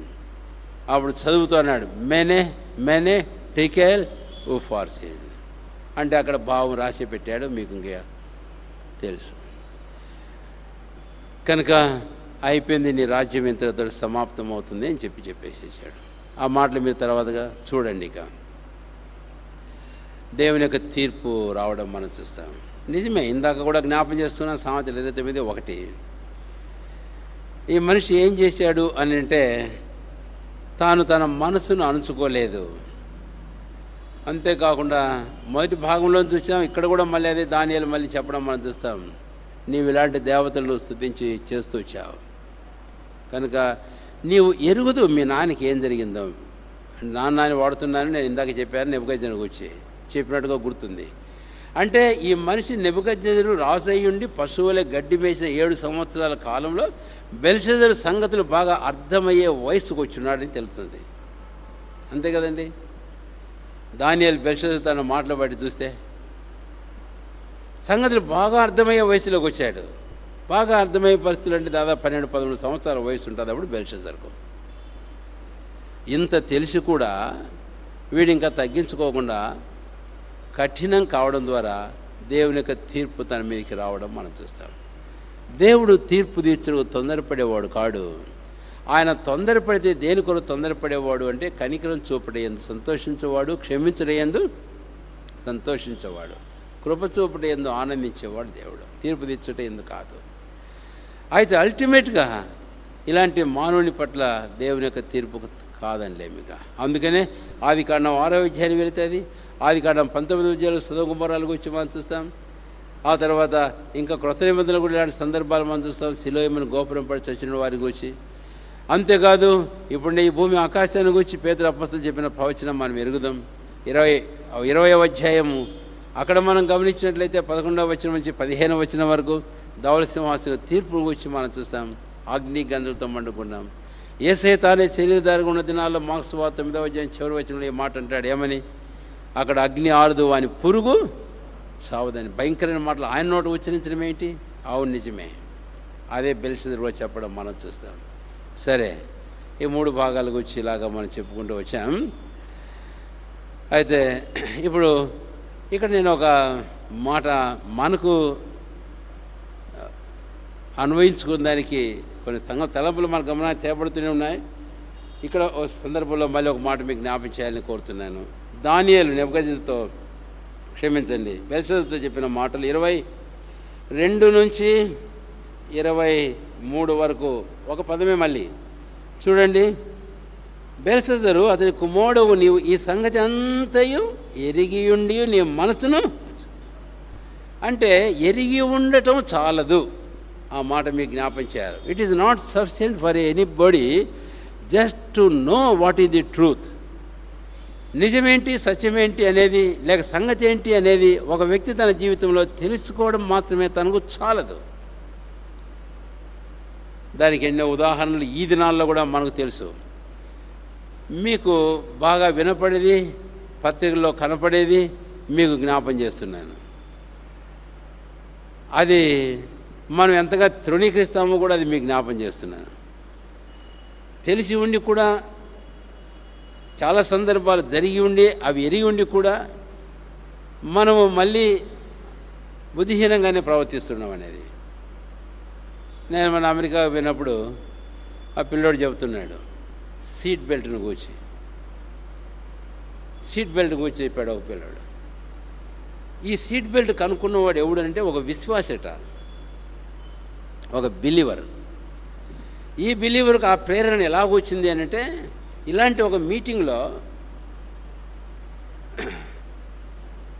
ఇలాగా అనేక మంది క్రీస్తు లేకుండా చనిపోతున్నారు యాక్సిడెంట్లో అక్కడ ఇక్కడ అని ఈ లెక్కలు చెబుతూ ఉంటే దేవుడు ఈ మనిషిని తాకాడు. ఇంతమంది ఇలాగా హఠాత్తుగా చచ్చిపోతున్నారు కదా, అయితే నేను ఇలాగా వారు చావకుండా వారిని తప్పించగలను, తర్వాత ప్రవచితమైతే సువార్త వింటారు, రక్షణ పొందుతారు కదా అన్న తలంపు తనలో పుట్టి ప్రార్థన చేసుకుంటూ వస్తే అప్పుడు తాను ప్రయోగం చేసి ఈ సీట్ బెల్ట్ని కనుక్కున్నాడట. ఆ సీట్ బెల్ట్ ఏంటో మనకు తెలియదు. సీట్ బెల్ట్ పెట్టుకోకుండా పెద్ద పెద్ద వాహనాల్లో పోయే మనుషులు ఈ మధ్య కాలంలో కూడా నాయకులు ఎలాగ చనిపోయినారో మనకు తెలుసు. ఏం కారణం? పల్టీలు వేసినా కూడా బతికుండే వాళ్ళే, కానీ ఎందుకంట సీట్ బెల్ట్ పెట్టుకోలేదు. మరొకటి ఏంటి, 4 వీలర్ వాళ్ళకి అది, 2 వీలర్ వాళ్ళకి ఏమో చెప్పరే హెల్మెట్. తెలుసు నీకు హెల్మెట్ ఏం చేస్తుందో, తెలుసు నీకు సీట్ బెల్ట్ ఏం చేస్తుందో, అది లేకపోతే ప్రమాదం ఏంటో ఇబ్బంది ఏంటో తెలుసు నీకు, అయినా కూడా you will never care for that. అందుకనే ఇక్కడ ఈ మాట చెబుతున్నాను, ఒక ఉదాహరణ చెప్పానంతే. ఒక వ్యక్తి తన జీవితంలో దేవుని వాక్యంలోని సంగతులు సత్యములు జరిగే సందర్భాలు తాను తెలుసుకోవడం చాలదు, దాన్ని జీవితంలో తీసుకోవడం అనేది చాలా ప్రాముఖ్యం. తీసుకోకుండా ఎంత తెలుసుకున్నా అదంతా వ్యక్తి జీవితానికి నిష్ప్రయోజనమే. అర్థం చేసుకుందాం ఈ మాట. బెల్షస్సర్ అలాంటి వాటిలో ఒకడు అని, చాలా దురదృష్టకరమైన మనిషి.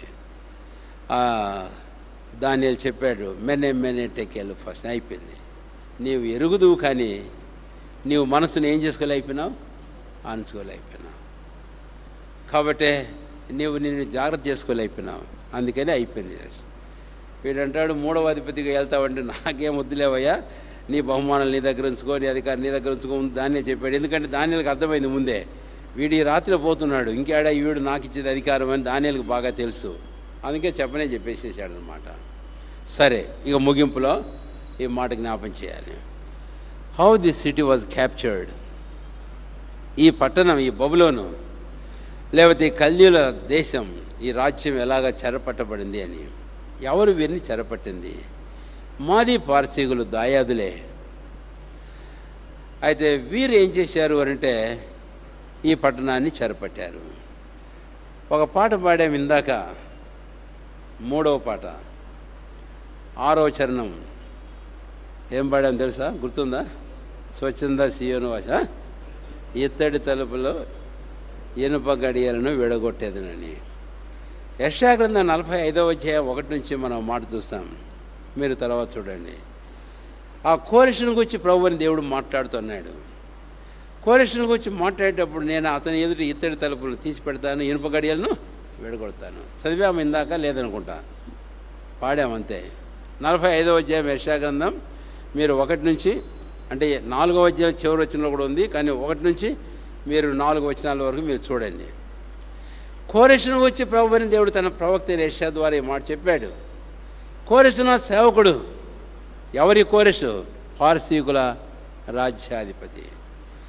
మరి ఈ కల్దీయుల రాజ్యం తర్వాత మాదీయులు రాజ్యానికి వచ్చారు కదా, నిజమే. ఆ దేశంలో పార్సీకులు కూడా రాజ్యానికి వచ్చారు. ఇది డ్యూయల్ కింగ్డమ్ మనం ప్రతిమలో కూడా చూసాం. సరే, ఇప్పుడు ఆ జోలికి మనం వీరు ఎలాగా ఆ రాత్రి ఈ పట్టణాన్ని చెరపట్టారనే విషయానికి మనం వస్తే, బబులోన్ అంత సామాన్యమైంది కాదు. దాని గురించి ఒకవేళ మీరు ఎక్కడన్నా చదవగలిగితే మంచిదే, ప్రయత్నం చేయండి. వాటిని గురించి నేను చెప్పడం లేదు. ఒకవేళ వీలు పడితే ఏదైనా పిక్చర్స్ చూసి రాసి పెడతాం, ఎప్పుడన్నా మీరు మందిరానికి వచ్చినప్పుడు మీరు చూడడానికి ప్రయత్నం చేయండి. సరే, దీని ఆ ప్రాకారముల క్రింద నుంచి ఈ నది యూఫ్రటీస్ నది ఒకటి పారుతూ ఉంటుంది. ఈ కాలువ నీరు ఈ పట్టణం అంతటికి సమృద్ధిగా సరిపోతుంది. ఇటు నుంచి పారి ఆ ఉత్తరపు ప్రాకారం కింద నుంచి పారి ఆ తర్వాత దక్షిణ ప్రాకారం నుంచి ఉత్తర ప్రాకారం నుంచి బయటికి పోతాయి క్రింద. అయితే వీడికి తెలుసు బెల్షెజరుకు మాది పార్సీకులు పట్టణాన్ని మీద దాడి చేయడానికి ప్రయత్నిస్తున్నారన్న సంగతి కూడా తెలిసే ఉంటుందని నేను అనుకుంటున్నా. ఖచ్చితంగా నేను చెప్పలేదు, ఎందుకంటే వాక్యాధారం నాకేం లేదు. కానీ ఎందుకు చెప్తున్నానంటే ఈ పట్టణ ప్రాకారం చాలా వెడల్పోయినవి, వాటి మీద మళ్ళీ గోపురాలు ఉన్నాయి. అందులో కావలి వారు ఎప్పుడు ఉంటూనే ఉంటారు, దివారాత్రులు కావలి కాస్తూనే ఉంటారు. ఇది ఒక రాత్రికి రాత్రి జరిగిన పని కాదు. సైన్యం రావాలి అంటే, చుట్టూ మూగాలంటే, వాళ్ళు పనులు చేయాలంటే కొన్ని దినాలు పడుతూ ఉంటాయి. అయితే వీడికి ఆ వర్తమానం తెలిసి కూడా నా ప్రాకారాల నుంచి ఎవడు రాగలుగుతాడు లోపలికి? ఇంత దిట్టమైన బలమైన ప్రాకారాలు, ఇత్తడి తలుపులు, ఎరుపు గడియలు, ఇవన్నీ అనుకొని నిర్విచారంగా ఉన్నాడనమాట. అవును, ఆమోసులో ఒక మాట ఉంది 6వ అధ్యాయంలో, సియోన్లో నిశ్చింతగా ఉండేవారికి, నిర్విచారంగా ఉండేవారికి ఏంటంట? శ్రమ. సరే, ఇప్పుడు వీళ్ళు ఏం చేశారట అంటే ఆ పైనుంచి పారి వస్తున్నటువంటి ఆ నీళ్లను ఇంకొక వైపు మళ్ళించి ఒక విశాలమైనటువంటి పెద్ద చెరువు త్రవ్వించి పెట్టేసేసి ఆ నీళ్లను అటు మళ్ళించాడు. ఆ రాత్రిగా 3 గుంపులుగా చేశాడు సైన్యాన్ని. కోరెషు 3 గుంపులుగా చేసి, ఒక గుంపేమో ఇక్కడ అలారం కాగానే వాళ్ళు ఆ నీళ్ళను అటు తిప్పాలి ఈ లోపలికి రాకుండా. ఇంకో గుంపేమో ఈ నీళ్లు తగ్గడం వీళ్ళు చూడంగానే ఈ ప్రాకారం దగ్గర ఉండేవాళ్ళు నీళ్లు తగ్గడం నడుములోతు రాగానే వీళ్ళు దూరి కింద నుంచి పట్టణంలోకి సొరబడడం. ఆ తర్వాత అటువైపు ఇంకో గుంపు ఉన్నారు, ఆ నీళ్లు తగ్గడం వాళ్ళు చూడంగానే వాళ్ళు అక్కడి నుంచి దూరి ప్రాకారం కింద రావడం. ఈ 2 కోరె సైన్యం ఇలాగ వచ్చి ఆ బబులోను పట్టణంలో నడుము కలుసుకోగానే అక్కడే ఉంది వీడు విందు ఆరగిస్తున్నటువంటి నగరం. దాడి చేశారు. ఆ రాత్రి అప్పుడే చంపేసేసారు వెంటనే. దానియేలు చెప్పాడో లేదో అంతే, కొంత టైంలోనే ఈ దాడి జరిగింది, వాడిని చంపడం జరిగింది, రాజ్యాన్ని చెరపడం జరిగింది. ఆ రాత్రితోటే సమాప్తమైంది. ఇది చరిత్రలో మనకు తేడా. బైబిల్లో నా బైబిల్ లేదు, మీ బైబిల్ లేదు, కానీ వాళ్ళు దీనికి చరిత్రకు మనం వెళితే ఈ కొంతమేర మనకు అర్థమవుతుంది అన్నమాట. ఈ ప్రకారం కోరెషు రాజు సైన్యాన్ని 3 భాగాలుగా చేసి, వాళ్ళేమో నీళ్లు మళ్లించడానికి ఆ పైన ఆ నీళ్ళు తగ్గగానే వీళ్ళేమో లోపల సరిపడడానికి, అటు నుంచి వాళ్ళు లోపల సరిపడడానికి, ఈ ప్రకారం చేసి ఆ రాత్రి ఆ పట్టాన్ని పట్టుకున్నారు. వాళ్ళ ఆశ్చర్యానికి బైబిల్లో వ్రాయబడిన మాట ముందే ప్రవక్త యెషయా ద్వారా నెరవేరిందంట. అంటే వెలపటి ప్రాకారపు ఇదంతా గల్లు వేసినట్టు, కానీ ఆ లోపలికి వచ్చేటప్పటికి అసలైనటువంటి ప్రాకారపు ఇత్తడి తలుపులు మోయలేదంట, వాడి గల్లు వేయలేదంట, వారికి అలాగ ఉండిపోయినాయంట. ప్రవక్త యెషయా చెప్పాడు కదా, అతని ఎదుట తలుపులు నేను తెరిచి ఇచ్చేది. నేను 45వ అధ్యాయము 1 చెప్పాను మీకు, అక్కడ మీరు ఆ తేటగా అర్థమవుతుంది. ఇంకా దాన్ని ఆధారం చేస్తూ ఇంకా 1-2 రెఫరెన్స్ మీరు చూడండి.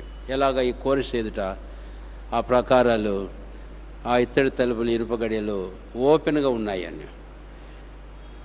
వాళ్ళందరూ కూడా సైన్యాధిపతులు తనతో పాటు విందు ఆరగిస్తున్నారు, మత్తులై ఉన్నారు, త్రాగి ఎవడు ఏమి నిశ్చింతగా ఉన్నారు. కాబట్టి దాడి జరిగింది, పట్టణం చెరపట్టబడింది. అంతటితోటి కల్దీల సామ్రాజ్యం సమాప్తం. ఆ బంగారం శిరస్సు యొక్క సంగతి ముగింపునగా ఆ రాత్రి వచ్చింది అని బెల్షెజర్ కాలంలో. కాబట్టి ఈ సంగతులు మనం అర్థం చేసుకొని ఆ ప్రకారం మన జీవితాలకు ఏమైతే ఇక్కడ మన కొరకే హెచ్చరికలు తీసుకుని రాబడ్డాయో అన్వయించుకొని జాగ్రత్త పడదాం మన ఆత్మీయ జీవితంలో. అంతేకాదు, పౌలు అపోస్తలులు చెప్పినట్లు ఎఫెసీ పత్రిక 5వ అధ్యాయం 18వ వచనం, మీరు మద్యముతో మత్తులై ఉండుకుడి, ఆత్మ పూర్ణులై ఉండుడి. యేసుప్రభువు చెప్పినట్టు లూకా సువార్త 21వ అధ్యాయంలో ఏమని, మీరు భోజనం చేతులైన మత్తులై ఉండకుడి, మెలకువగా ఉండి ఏం చేయండి, ప్రార్థన చేయడని. పౌలనట్లు 2వ కొరింథీ 2వ అధ్యాయం 11వ వచనం, మేము సాతాను తంత్రములను ఎరగని వారము కామని. కాబట్టి మెలకుగా ఉండి ఆ దినం ఎప్పుడొచ్చునో మీకు తెలియదు కనుక కనిపెట్టుకొని వాడు ధన్యుడు. ప్రభు మాటలు మన మనసులో ఉంచుకుందాం. ఆ ప్రకారం మన జీవితాలు కాపాడుకుంటూ ప్రభు ఆమె కొరే ముందుకు సాగుతూ ప్రభు మనం సాయం చేయనుగా ప్రార్థన చేసుకుందాం. ప్రేమల తండ్రి, దానియేలు 5వ అధ్యాయం ఈ సాయంకాలం ఇలాగూ పూర్తి చేసుకోవడం మీరు సహాయపడ్డారు. మేము అధ్యాయం అంతా చదివాం, 3 భాగాలు విభజించాం. ఈ ప్రకారం మీరు మాకు సహాయం చేసే కొద్ది ధ్యానించట్లో మీరు కూర్చోపారు. స్తోత్రాలు. ఈ మాటలు మాకు ఆశీర్వదించు. ఇందు మాకురుగా ఏమైతే మీరు దాచించారో హెచ్చరికలు, మేల్కొలుపు, దిద్దుబాటు జీవితాలకు అన్వయించుకొని జాగ్రత్త పడడానికి సాధించాం. ఈ లోకంలో జీవించి ఈ కాలంలో కూడా ఏ విషయాల్లో మేము మెలకుగా ఉండి జాగ్రత్తగా ఉండాలనో కూడా మీరు జ్ఞాపం చేసి వచ్చారు. అందుకే మిమ్మల్ని స్తుతించి కనపరుస్తున్నాం. ప్రేమల తండ్రి, నీవు ఎరిగి ఉండి నీ మనసును అనుకోలేదు. ఎరుగుటే చాలదు. చాలాసార్లు ఎంతో వాక్యం మేము ఎరుగుదాం. మా ముందు కాలంలో మా తాత ముత్తాతలకు వారి జీవితాల్లో జరిగిన సంగతులు కొన్ని ఎరుగుదాం. మా తల్లులు, తండ్రులు, మా తోబట్టులు ఎరుగుదాం. కానీ అయితే మా జీవితాల్లో వాడి ద్వారా మేము పొందవలసిన మేలు పొందకపోవడం చాలా విచారకరమైన విషయం. పౌలు తేటగానే చెప్పాడు, 10 జ్ఞాపం చేసుకుంటున్నాం. ఇలాంటి వాక్య కూడికెళ్ళో కొరింథీ మొదటి పత్రిక 10వ అధ్యాయంలో నాడు వారికి సంభవించి యుగాంతమందిన మనకు బుద్ధి కలడానికి సంగతులని వ్రాయబడ్డాయని. కాబట్టి సంగతులు తెలుసుకోవడమే చాలదు. దేవుని వాక్యమే సత్యం కూడా మేము తెలుసుకోవడమే మాకు చాలదు. కానీ స్వీకరించే మనసు, సిద్ధపాటు మా జీవితాల్లో ఉండాలి. లేకపోతే దానివల్ల మేము ఏం మేలు పొందలేము. ఈ విషయాల్లో మమ్మల్ని హెచ్చరిస్తూ వచ్చారు. దేవా కృప చేత మమ్మల్ని రక్షించారు, ప్రజలుగా స్వీకరించారు, ఏర్పరచుకున్న పాత్రగా చేసుకున్నారు. యజమానుడు వాడుకునే అర్హమైన పాత్ర. అందుకనే పౌలు తిమోతిని హెచ్చరిస్తూ అన్నాడు, ఫ్రీ ఫ్రమ్ ఆల్ సచ్ లస్. ఇలాంటి ఇచ్చల నుంచి నువ్వు పారిపోమ్ము అన్నాడు. ఈ ఘనత నిమిత్తం ఈ పాత్రలు నా అపవిత్రపరిచేటటువంటి ఏవైనా వాటి నుంచి మేము కాపాడుకోవడానికి సాధించాం. దానియేలు 1వ అధ్యాయం 8వ వచనంలో తన్ను అపవిత్రపరచుకొనకుండా వల్లని దానియేలు ఉద్దేశించాడు. ఈరోజు మా జీవితాల్లో కూడా హెచ్చరిక తీసుకున్న వారమై మమ్మల్ని మేము జాగ్రత్తగా కాపాడుకునే ప్రతిష్ఠితమైన వారు ఉన్నాయి సార్. వీటితో ఆ బెల్షస్సరు వలె మేము కానివేదో చేస్తే ఖచ్చితంగా మా జీవితాల్లో నష్టం ఉంది. జాగ్రత్త పడడానికి మీరే సహాయపడమని వేడుకొంచున్నాం. ప్రేమల మా తండ్రి, మీ వాక్యమును మాకు దీవించి ఆశీర్వదించం. ఈ సంగతులు మీ ద్వారా తేటగా మాకు గ్రాహ్యపరచం, బోధించం. కొంచెం వేగంగానే ఈ దినం 5వ అధ్యాయం ముగించాలనుకున్నాం, చేసాము ఆ ప్రకారం. కానీ ఈ సంగతులు ఏవి మిస్ కాకుండా మీ ద్వారా మాకు ఇంకా గ్రాహ్యపరిచి మేము మేలు పొందే మీరే సహాయపడి నడిపించి. ఈ దానియేలు గ్రంథం చరిత్ర భాగంలోనే ఉన్నాం. 6వ అధ్యాయం కూడా ఈ చరిత్ర భాగమే. అంతటితోటి మేము చరిత్రను ముగించుకొని ప్రవచనంలో ప్రవేశించాలి. దానికోసం కూడా మేము తొందరపడుతున్నాం. సాయం చేయము. మా ప్రార్థన మీరు ఆలకించము. ముందున దినాలు ధ్యానం కొరకై మీరే మొదలు సిద్ధపరచు. ప్రేమల మా తండ్రి, మానవుని జ్ఞానం కంటే దేవుని వెరితనం ఎంత జ్ఞానం కలదో, మానవుని బలం కంటే దేవుని బలహీనత ఎంత బలం కలదో జ్ఞాపం చేశారు. దానియేలు అలాగా ఎంచబడిన వాడు అయినప్పటికీ దానియేలు రాజునకు సరైనటువంటి ప్రత్యుత్తరం చెప్పగల సమర్థుడు. తద్వారా రాజుకి ఏం జరగబోతుందో జనులందరూ విన్నారు. రాజ్యానికి ఏం జరగబోతుందో తెలుసుకున్నారు దానియేలు ద్వారా. ప్రజలు మమ్మల్ని తగ్గించి మాట్లాడచ్చు, తక్కువగా ఎంచవచ్చు. కానీ లోకంలో మేము తక్కువగా ఎంచబడం మాకేం నష్టం కాదు. ఆ విషయాన్ని మనసులో ఉంచుకున్న వారమై మనుషుల చేత మేము తృణీకరించబడినా నష్టం, తగ్గించబడి ఎంచబడినప్పటికీ ప్రభు దృష్టిలో గొప్పగా ఉంటే అదే చాలు. ఈ సంగతిని మేము మనసులో పెట్టుకొని ముందు సాడని మీరే సహాయం చేయండి. ప్రేమలో మా తండ్రి, మేము చూచాం ఆ చిన్నది ఎలాగ చేసిందో, ఆ నయమాను పనివాడు ఎలాగ చేశాడో, కాబట్టి ఆ ప్రకారం మా జీవితాల్లో మామూలు మీరే సిద్ధపరచమని మీకు ప్రార్థన చేస్తున్నాం. మీ దయలస్తాలు మనం సమర్పిస్తున్నాం. ఈ వారంలో మిగిలిన దినాలు పరిచయం సిద్ధపరచు. రేపు జిల్లా సేవల ప్రార్థన భీమవరంలో, ఉలపాడు భీమవరం. రేపు సాయంకాలం ఒక మీటింగు పోతవరంలో, అలాగే శనివారం ఉదయం దయతండి ఆదివారం ప్రవచన పరిచయం కోసం మామూలు సిద్ధపరచు. యోహాను వారి తల్లి కోసం ప్రార్థిస్తున్నాం. కనిగిరి ఆమెకు ఇచ్చిన ఆరోగ్యానికి స్తోత్రాలు, పూర్తి ఆరోగ్యం క్షేమించి మీరే మాయం పొందమని మీకు ప్రార్థన చేస్తున్నాం. సాయం చేయండి. అలాగే సువర్ణను జ్ఞాపం చేసుకోనండి, చేయడంలో సహాయపడం. అలాగే రూత్ కోసం ప్రార్థిస్తున్నాం. డెలివరీ కోసం హాస్పిటల్ అడ్మిట్ ఏంటో కానించి క్షేమకరం కాన్పరాబిడ్ మీద దయచేసి ప్రార్థన ఆలకించి ఇలాగ రకాల అవసరాలు ఉండే మా పిల్లలందరినీ మీకు అప్పగిస్తాం. మీ దీవెంతంలో పంపిస్తాం. యూత్ క్యాంప్ కొరకు ప్రిపరేషన్స్లో మీరే సహాయపడి యేసునామమును స్తుతించి ప్రార్థించి వేడుకొంచున్నాము తండ్రి. మన తండ్రి అయిన దేవుని ప్రేమయు రక్షకుడైన యేసు ప్రభుని కృపయు పరిశుద్ధాత్మ దేవుని కన్యని సహవాసం సమాధాన దీవెనలు మనందరికీ ఇప్పుడు ఎల్లప్పుడు సమృద్ధిగా కలుగును గాక. ఆమేన్.